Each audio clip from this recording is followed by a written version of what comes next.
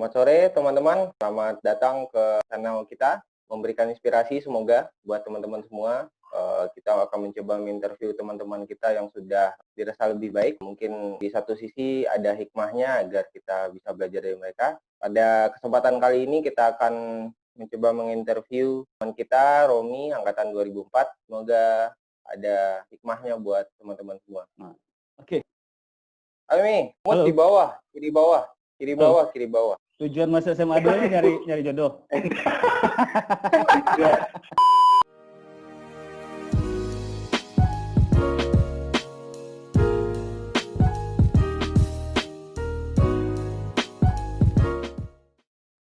Oke, ya dari Sore, rekan Romi. Apa kabar nih? siap. Alhamdulillah sehat, Bapak Heri Irawan dan Bapak Dr. Fikri Permana. Kamu boleh bahasa Minang atau bahasa Indonesia? Seminang enak. Boleh ya. Tempa. Halo Pak Mi. Alhamdulillah sehat, Pak Fik. Jadi ini pilot project. Pilot project. Oke. Semoga tidak terlalu parah hasilnya. Tidak seperti yang biasanya. Musik aku, Tapi harusnya Pak Fikri itu yang diwawancara lah, biasa diwawancara kan? Pengennya, tapi Pak Fikri pengen jadi yang mewawancarai. Jadi ceritanya kok tentang apa nih? Tentang cerita-cerita SMA, terus ada yang kira-kira ada yang bisa dibagi nggak untuk kawan-kawan yang masih SMA atau yang lainnya? Kalian menambah koneksi antar sesama alumni SMA 2 sih. Oke. Poinnya kita mengarah ke Masik. Poinnya ada cerita yang bisa dibagi sama orang lain. Mulai dari cerita pas di SMA-nya terus meniti karirnya terus tabiahkan perjalanan hidup dari SMA sampai posisi kini, ceritanya gitu. Kalau dibilang alumni sukses mah alun lah yang enak. Oke, dulu iya betul. Dulu awal masuk SMA 2 dari SMP 1. Jadi masuk SMA 2 itu sebenarnya bukan target kan. Ya kan rata-rata anak SMP 1 itu targetnya pasti SMA 1 kan. Karena rayon. Masuk SMA 2 karena ditarget orang tua kalau waktu itu sih yang the best sih SMA 2 ya waktu nyaman. Sampai ini nak. Sampai gini mungkin ya the best lah di bawah Bu kepala yang sekarang kayaknya keren ya, prestasinya luar biasa, makin keren. Jadi akhirnya masuk ke SMA 2 dengan di luar rayon dengan namun persis di atas ambang batas ya. Ambang batas diterima. Garis masuk. Dulu Romi di SMA-nya model orangnya. Oh, malu dulu apa? Nah, tapi Romi sukses. Gara-gara masuk SMA 2 kan Mbak Bini sama anak SMA 2 sukses. Itu baru yang sukses warna. Jadi Breeding. Tujuan masuk SMA 2 ini nyari jodoh.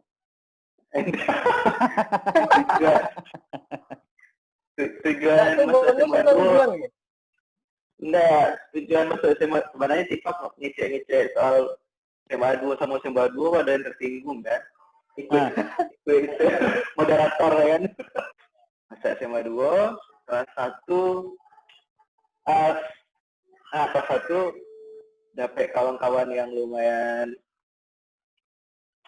seru main-mainnya, jadi di dalam dan di luar sekolah main bareng tuh, main Honda, motor, main band segala macam gitu.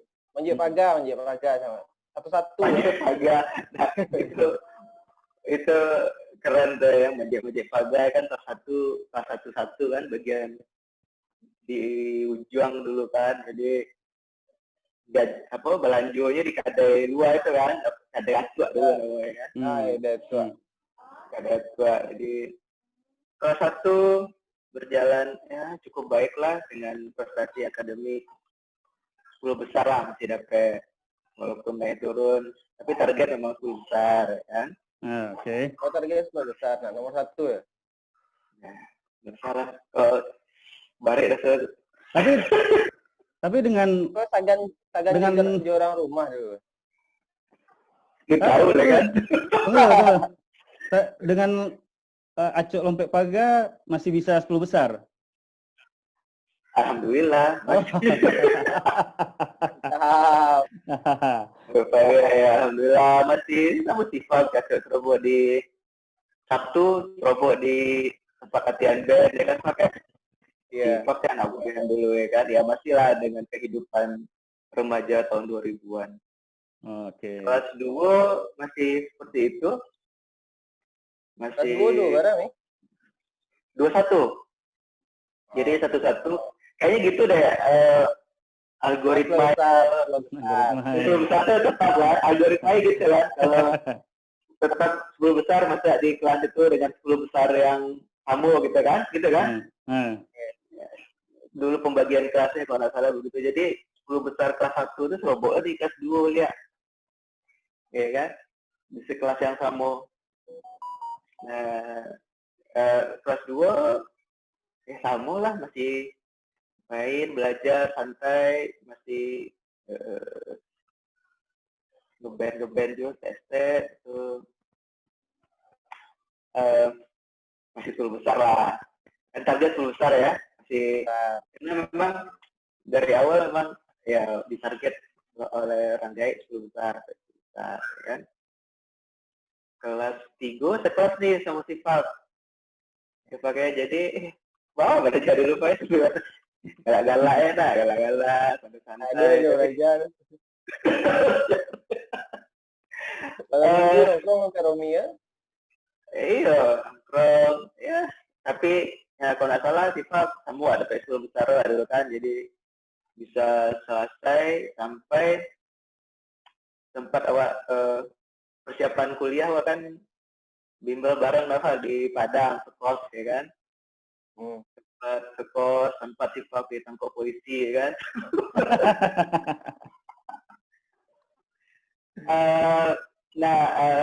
Ada pada momen yang ya kembali yang sesuatu yang tidak direncanakan justru itu ternyata yang menentukan masa depan. Jadi waktu itu pas mau lulus itu kan banyak tuh selebaran mengenai PMDK atau PMDK atau undangan ya kan. Jadi dari guru-guru anak-anak yang 10 besar dari kelas 1 diundang untuk mengajukan PMDK. Nah, awalnya terakhir. Oh, Romi majuan dulu atau dia juan? Di awalnya gitu, awalnya awak kan agak-agak tinggi, pokoknya target SK-unan ya kan, SK-unan atau target awal gitu, target SK, salah PMDK kok, salah gitu kan. Di terakhir ada Bu Rita, kalau nggak salah, guru matematika kelas 1, kan cukup dake itu sama siswa dulu, jadi Prof, coba lah ambil ambil saya lah aku gitu, yang penting ada waktu itu IPB hari terakhir hari ini besok harus dikumpulan ya gitu ke Bu Zai dulu kalau nggak salah ya, yang ke mahasiswa ambil apa akhirnya sampai di rumah siapkan persiapan kondisi tuh lah itu mau IPB tapi mambiak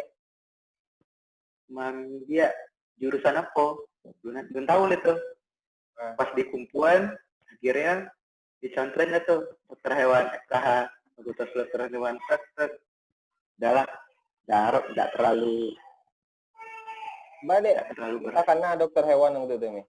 Nah, pertama orang gaya kan dulu memang ada usaha terkait dengan hewan ayam dulu kan. Itu Nah, target memang Suko dulu dengan medical study gitu kan, FK kan, target kan FK UNAN atau FK apa gitu. Nggak ada PSK tapi ada FKH gitu kan, ada. Jadi masih satu dunia lah gitu ya, ada medicalnya gitu kan.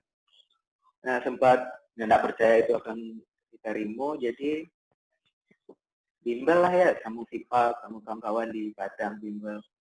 Jalan bimbel 2 minggu atau 3 minggu gitu ya, pokoknya tryout ke PSK mungkin jauh kan. Asli tryout, asli nggak lulus.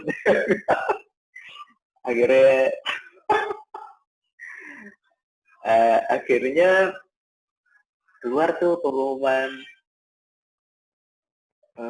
penerimaan dari IPB dan salah satunya diterima gitu di FKH. Ya udah, take it or leave it kan, jadi akhirnya take it di 2000 setelah lulus SMA ke IPB. Sipak dan gitu. Jadi nggak melalui apa dulu? SPMB ya zaman ya. Ada PMDK. Tapi dengan gaya belajar yang kayak itu ya Pak ya. Tapi waktu milih untuk ambil PMDK-nya setelah diterima, ada bimbang nggak sih Nio ambil PMDK-nya atau pengen tetap coba SPMB gitu? Apalah yakin dengan PMDK? Soalnya waktu bimbel kerja main-main dari sama siswa kan pas tryout jauh tuh presentasi ke MK. Udahlah. Enggak. Tapi waktu itu mending lah. Berarti pasrah. Udahlah gitu ya. Ambil saya FKH udah kalau pasti diterima ya ambil lah gitu ya. Nggak Nio berjuang di SPMB gitu. Jadi waktu itu itu kayaknya udah mulai pesimis tuh. Jadi ada satu fase, nggak tahu itu mungkin jalan yang sudah digariskan. Jadi itu diarahkan ke situ walaupun mencoba yang lain tapi arahnya kayak ke situ gitu. Oke. Akhirnya ambil IPB, berangkat ke Bogor. Dulu pakai sholat istiqoroh kayak gitu nanti.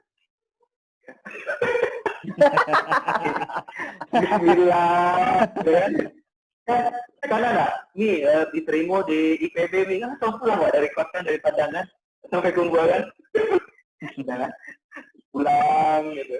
Tapi pas setelah masuk IPB, berarti kan lah jadi resmi sebagai mahasiswa IPB ya. Apakah pola belajarnya masih sama kayak di SMA atau langsung jadi titik balik untuk jadi bisa hasil kayak bentuk kini?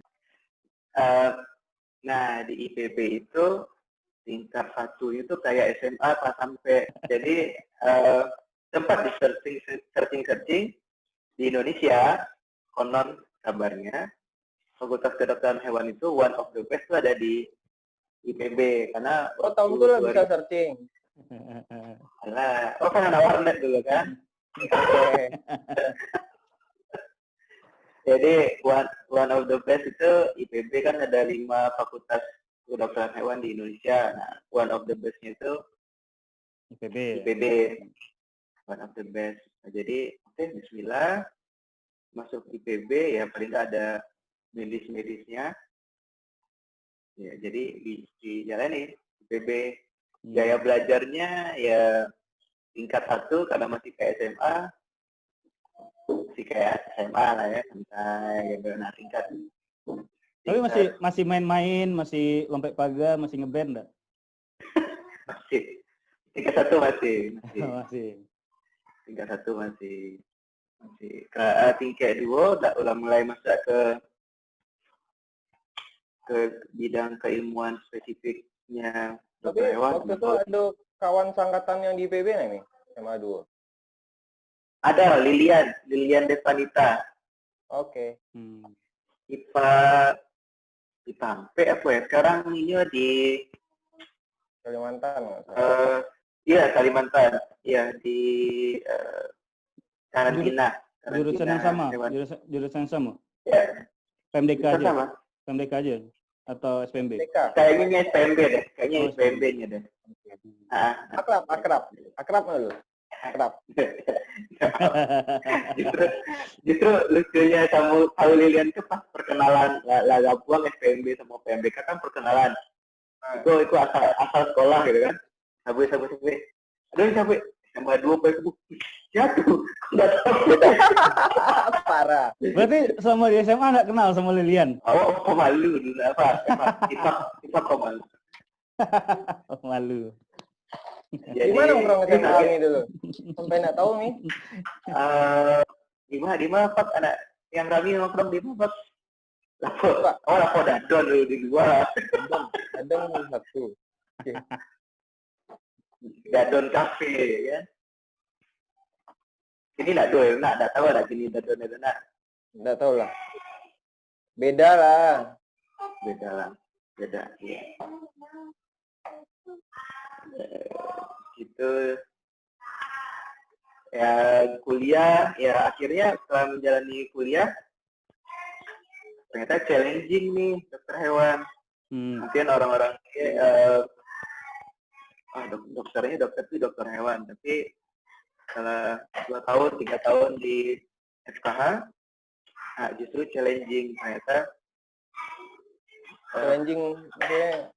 Challenging itu kalau manusia satu spesies ya. Jadi anatomi, fisiologi, farmakologinya hampir sama lah gitu. Nah kalau dokter hewan ada spesifik. Jadi kalau hewannya kucing, hewannya burung, hewannya anjing itu ternyata ada secara fisiologisnya beda-beda gitu. Jadi ya lebih challenging untuk dipelajari. Jadi tidak cuma pelajari satu spesies. Jadi lah mulai mantap gitu tuh, tahun-tahun 2, tahun 3. Dari tahun pertama lah mantap, jadi tidak pernah berpikiran untuk mencoba SPMB tahun berikutnya. Berarti itu udah yakin ya? Udah yakin dengan karir yang akan dijalani ke depan ya? Ya, karena ya pas masuk di situ IPB dengan fasilitas seperti itu, kampusnya seperti itu, lingkungannya dengan seperti itu, kayak tempat yang tepat untuk belajar, tempat yang tepat untuk membentuk menjadi orang yang lebih baik ya. Karena pertama kalinya kan kita ada orang baik kan, pasti kawan-kawan kalau kuliah itu pasti agak jauh, kita kan agak jauh aja. Pasti pendewasaan itu pendewasaan psikis juga. Tapi tahun baru ada HP nih, bisa telepon langsung. Langsung kali, kan awak pas di Padang ada handphone apa? Iya. Oh iya. Awak iya jam lah.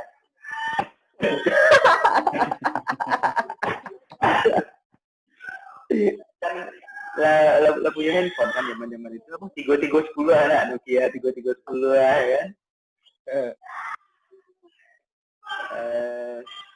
Ya sampai jalan alhamdulillah lancar ke-1 sampai tahun karena profesi tambah 1,5 tahun bisa koas. Jadi dokter hewan itu juga ada.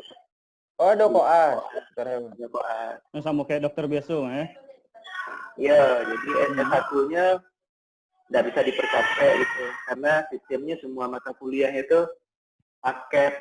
Jadi untuk ngambil semester 3 persyaratan itu semua mata kuliah di semester 2 harus lulus. Jadi nggak bisa ambil lebih banyak atau harus. Nggak pernah lulus, gitu. Ada nggak pernah nggak lulus di semester tuh? Alhamdulillah lulus. Berarti emang hebat ya. Emang pintar ya. Beda. Kelas ya. Dengan dokter hewan alhamdulillah cum laude. Oh dokter hewan cum laude. Oh mantap. Jagoan. Rasa-rasa nggak mungkin dengan cara belajar gitu ya Pak kan? Ya bisa jadilah berubah kan sejak masuk IPB cara belajar berubah gitu. Iya pasti karena lebih banyak ya kalau belajar medis itu kan lebih banyak selain menghafal juga harus pemahaman ya, jadi ya harus lebih banyak hanya baca ya kalau medis ya, medical ya. Tapi selama kuliah nggak pernah nakal nih, dugem anak IPB, anak-anak kampung lah, baru sampai Jakarta, Jabodetabek kan. Awal pengurus DKM di Mas Haji lu, Pak. Oh, alhamdulillah. Berarti emang pas pindah ke Bogor langsung jadi orang yang alim lah ya? Nah. Jadi IPB itu, makanya tadi di Kitchen tempat yang tepat untuk belajar, tempat yang tepat untuk mendidik secara psikologis, karena dibanding kampus-kampus di Jawa yang lain ya, mungkin IPB itu yang lebih secara agama itu lebih kuat gitu, secara kultur karena yang datang ke situ orang-orang desa, bukan orang-orang daerah semua kan. Orang-orang desa. Orang-orang daerah kalau orang desa, jadi orang yang belajar lurus. Ya, dia juga jauh dari kota kan. Iya. IPB mau ke kota 15 kilo tapi plus macet kan. Jadi orang balik ke kota Bogor gitu. Kali yang ngangkut kan ke Bogor. Ya. Jadi poinnya ya itu, jadi IPB itu kalau nggak salah zaman itu tuh 70% itu PMBK kuotanya. 30% SPMB. Jadi pas awal ngumpul itu ya,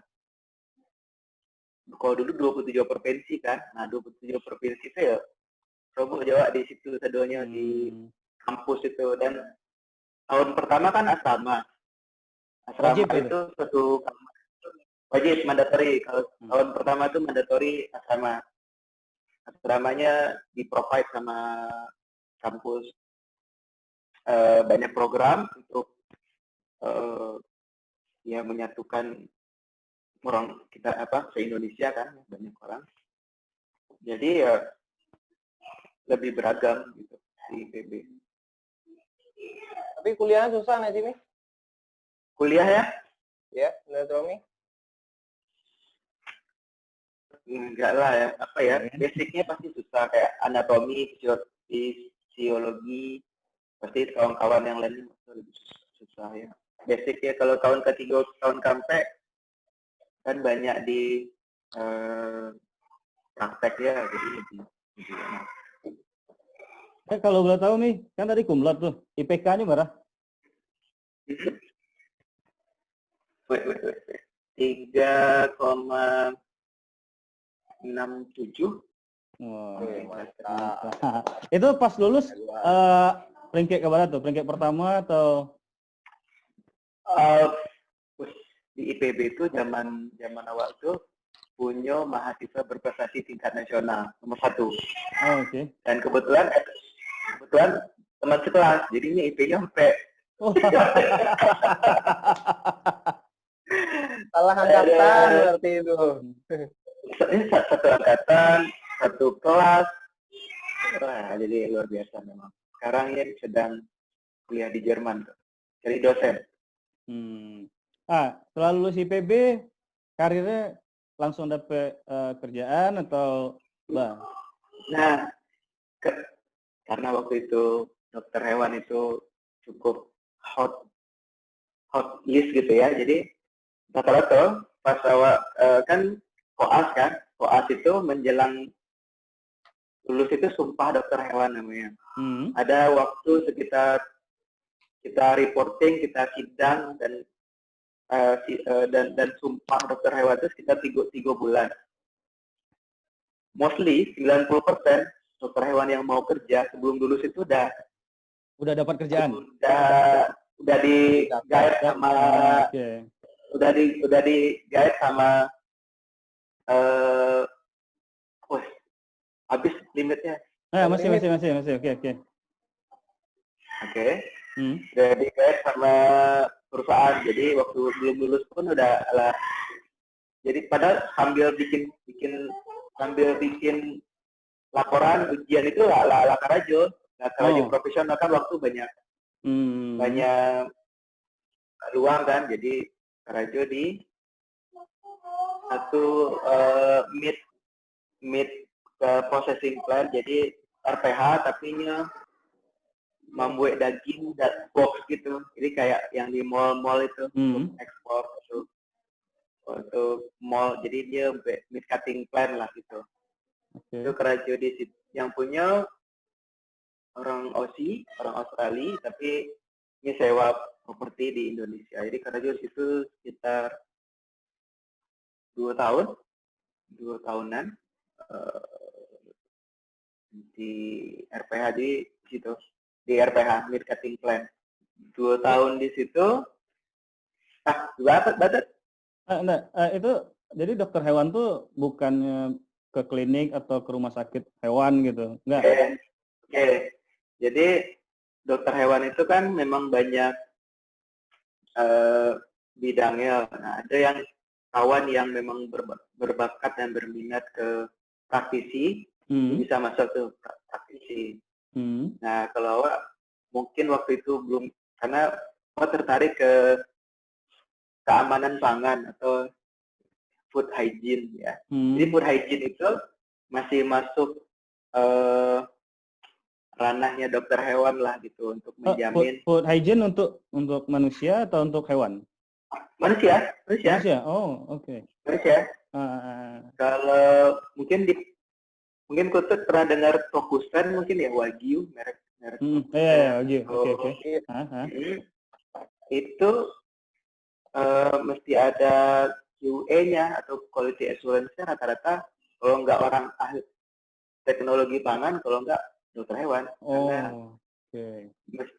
mesti ada dokter hewan, ada ilmu mengenai higiene atau kebersihan pangan, keamanan pangan lah kita belajar. Jadi kerja di situ 2 tahun sampai, karena perusahaannya nggak terlalu besar, jadi advance-nya agak lebih cepat tuh. Jadi langsung naik jabatan gitu. Iya, sampai jadi plant manager terakhir. Oke. Nah, dari situ ada kesempatan untuk loncat lagi tuh 2 tahun, loncat ke sebuah perusahaan nasional bergerak di bidang importasi sapi dari Australia. Oke. Lumayan besar, dia punya kandang sapi itu sekitar 60.000 ekor. Kerja di situ di medis, jadi mulai handle tuh medis sapi gitu, terus sama mulai mendesain RPH, karena sapi itu kan harus dipotong di RPH. Nah, waktu itu ada regulasi baru dari pemerintah Australia terkait dengan pemotongan sapi ini harus dengan cara kaidah kesejahteraan hewan atau animal welfare. Jadi karena Kerajo di RPH yang modern sama perusahaan yang baru ini diminta untuk mendesain beberapa RPH untuk sebagai outletnya mereka yang memenuhi kaidah-kaidah animal welfare itu gitu. RPH itu apa? Rumah potong hewan. Oh, rumah potong hewan. Jadi sapi-sapi dan yang telah digacangan kan harus dipotong. Harus dipotong. Sampainya itu mesti certified gitu. Oke. Itu di tempat yang kedua berapa lama tuh? Sekitar 2 tahun lah. Cuman 2 tahun deh. Waktu itu masih muda dan challenge-nya udah selesai tuh, udah. Nah, oke. Udah mulai 6 bulan udah santai gitu, nggak ada sesuatu yang butuh pressure ya waktu muda-muda tuh ya. Gitu. Tapi itu belum nikah ya? Nah, udah nikah. Oh, udah nikah. Nikah di umur berapa? Nikah 25. Berarti setelah lulus berapa tahun setelah lulus? Setahun setelah lulus? Tahun setelah lulus. Oh, lulus 2010. Mantap. Lulus 2010. Rajin tahun 2011 mengajukan proposal untuk menikah. Oh, oke. 2011 nikah. Jadi 2011 nikah sama kawan SMA tuh udah PS pakai. ikut kawan kawan sekelas. Tapi Romi kan kuliah jauh-jauh ke Bogor ya. Ada lihat orang Sunda atau orang dari 26 provinsi yang lain waktu itu gitu. berarti jodohnya orang awak berarti. Itu sukses ya, sukses selama SMA ya. Sampai menikah sama kawan SMA. Iya. Posisi terakhir gini di Kerajo posisinya apa, Mi? Kini setelah 2 tahun di perusahaan itu dan alhamdulillah Tio Kerajo tuh lowongannya tuh tertutup gitu, jadi ditawari gitu, di approach gitu. Enggak. Jadi belum pernah yang apply gitu ya? Belum pernah apply berarti ya? Gitu. Belum. Yang banyak saingan itu belum pernah. Jadi mereka butuh personal approach sampai lulus masuk gitu. Jadi dalam proses menunggu santai 6 bulan ya Kerajo enggak santai juga kan, karena target lah accomplish semua lah gitu ya. Jadi masa kini di perusahaan badan certification body, perusahaan asing dari Australia. Mereka ini provide jasa untuk melakukan auditing sertifikasi. Kayak mungkin familiar dengan, mungkin yang banyak kedengaran ISO ya, ISO 9000. ISO 22.000, banyak sih ISO yang lain, tapi mungkin hampir semua pabrik atau manufacturer pasti rata-rata ya kalau mau mulai start itu dari ISO 9000 Quality Management System. Nah, mulai dari 2013 di situ. Dari 2013 sampai sekarang? Sampai gini. Oke. Posisi terakhir sekarang apa di situ? Program manager untuk agriculture. Program manager, jadi bidang-bidang agriculture. Punya bawahan bara Romi gini di posisi sekarang. Kalau di situ nggak pakai bawahan, dan maksudnya kita levelnya auditor gitu. Nah, tetap awal sebagai masih tetap auditor, cuman memanage para teman-teman auditor itu gitu. Berarti memanage sekian banyak auditor yang di bawah berarti. Ya, nggak terlalu ya, mungkin 10 sampai 12 lah yang aktif. Banyak aja ya. Dari hobi lompat paga waktu SMA bisa punya double rekan-rekan di bawahnya gitu. Nah, justru lebih banyak anak buah, kalau misalnya anak buah lebih banyak staff itu di perusahaan yang kedua itu, karena pernah mimpin RPH itu punya sekian banyak orang gitu kan. Pernah mimpin feedlot gitu, sekian banyak orang gitu. Cuman kalau kini sebenarnya memimpin orang itu kan memang agak sulit ya. Lebih enak kalau kini kan bukan mimpin sih, manage aja teman-teman auditor, nggak terlalu singkat lah. Jadi, karena lumayan tahan kan dari 2003 balik sampai 2020 lah, karena pekerjaannya cukup menyenangkan ya. Maksudnya, kan suka traveling tuh. Nah, dengan pekerjaan itu, alhamdulillah bisa keliling Indonesia gitu kan. Audit di mana, Papua, Sulawesi, Kalimantan, bisa keliling dan ada kesempatan ke beberapa negara yang lain untuk audit. Jadi nggak bosan, makanya bertahan. Tapi kalau balik cerita ke SMA nih, sejak lulus sudah pernah balik ke SMA nih? Kayak ke SMA gitu? Karena pulang itu selalu bertepatan dengan libur, lewat sih, kan Teraga sama lihat sekolah kan lewat aja, cuman nggak ada orang. Jadi nggak ketemu guru, nggak ketemu, cuma lihat bangunan, lihat sampai lima main dulu di 5 parkir ronda dulu ya kan. Saja. Ini kan untuk konklusinya. Tapi ada enggak?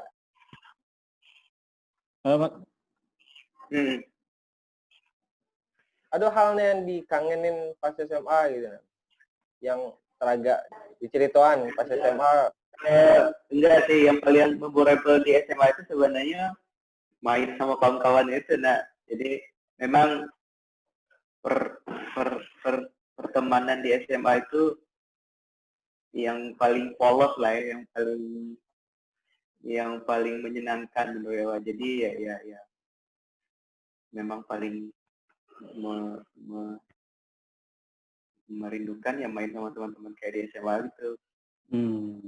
Jadi pernah dulu kelas 1 apa ya? Kelas 1 kan laki-laki sekitar 7 atau 8. Jadi awalku kalau pulang sekolah tuh main motor tuh betul itu dia tuh. Ya. Nah, Beko, aduh apa? Pacar dulu Frankie apa pacar gitu dulu. Sama atau saya gitu. Terus salah satu kawan, baik ke rumah kawan, aduh Iko sih kok, kan sore udah pulang kan? Aduh sih kok, enggak, jalan dong orang tua berdua mencari jalan bertiga. Jadi anak-anaknya touring, apa-apa itu touring saya. Udah kacau gitu. Nah itu ya SMA kayak gitu lah yang mengingatkan ya SMA dulu. Ada nggak sih pernah kepikiran kalau waktu bisa diulang, waktu SMA bisa diulang, pengen ambil langkah yang lain gitu? Ada nggak pikiran itu? Ini pertanyaannya sulit ini ya. Ya, tapi karena awakku orang yang tidak pernah memplan dari awal. Jadi yang SMA awak sama apa ya sopar itu ya ini kode dan kodarnya Allah ya. Jadi karena orang yang nggak pernah memplan sesuatu nih jeleknya itu memang. Harusnya anak SMA gini mesti punya plan tuh untuk setelah ini Kamal gitu ya. Kalau awak kan masih 2000 sampai emang ada kawan-kawan awak yang mikir mau jadi apa enggak mungkin kan masih main gitu. Nah, kalau boleh saran ke adik-adik, kalau adik-adik menengah dari kelas 1, kelas 2 mesti punya plan mau jadi apa gitu. Karena nggak bisa kalau mau awak mungkin tabau going with the flow itu masih ya alhamdulillah mungkin awak masih dapat bagian yang enak flow-nya. Enak untuk dijalani gitu ya, tapi mungkin banyak juga kawan-kawan awak yang dapat flow yang lebih berombak, kadang-kadang bikin nggak nyaman dan situ gitu. Dan kalau memang bisa digagiakan adik-adik, kalau bisa kelas 1, kelas 2 si punya plan mau jadi apa, mau mana. Kalau zaman kini kan awak mesti fokus, kita mesti expert di satu bidang. Itu yang gue nilai awak tuh aduh gitu kan, nilai awak tuh naik. Jadi setelah memutuskan mau expert di bidang apa, pasti akan lebih nyaman lah gitu. Kalau ingin mengulang apa enggak, so far so good. Jadi I'm happy now. Happy bisa dapat jodoh dari SMA 2 gitu ya. Dari IK Plus gitu ya. Dari IK Plus dan PMDK pun dulu. Jadi dari kelas 3 itu kan 3 IPA 3 sama sifat. Yang PMDK kan 2 tuh awak cek. Yang bini awak jadi. Oh. Berarti jodoh karena PMDK apa jodoh karena sekelas? Nggak tahu lah ya, mungkin setelah di Siko mungkin ya mungkin jodohnya begitu ya kali ya. Jadi mulai dari KS lah di Siko baru waktu SMA enggak. Jadi PMDK di UI, di FKG, Kedokteran Gigi UI. Orang PMDK semua PMDK itu anak PMDK. Ada pesan yang ingin disampaikan sama adik-adik, tapi selain yang tadi ya. Jadi ya kalau kalian kayak sekarang ini plan, fokus, jadi expertise sama kreatif mungkin ya. Karena zaman kini kan lebih berharga kreativitas ya. Jadi kalau jadi expert yang kreatif, keren tuh. Kreatif maksudnya thinking out of the box atau kalau bisa no box ya kan? Jadi nggak ada box lagi yang. Jadi kalau bisa no box lagi biar nggak terbatas pikirannya, ya kan? Sky is the limit. Yes, sky is the limit. Yeah, you know better than me, Pak. Calon Menteri Keuangan 2030, Dr. Fikri. Dr. Fikri ya. Oke, Rami. Keren idenya, semoga lanjut dengan setelah ini dengan orang-orang yang lebih hebat ya. Itu keren, Pak. Thank you. Oke, thank you, Rami. Ya, thank you, Terima kasih, Rami ya. Salam buat keluarga, Mi. Siap, Pak Richard. Oke. Siap. Terima kasih, Mi. Assalamualaikum. Waalaikumsalam. Salam.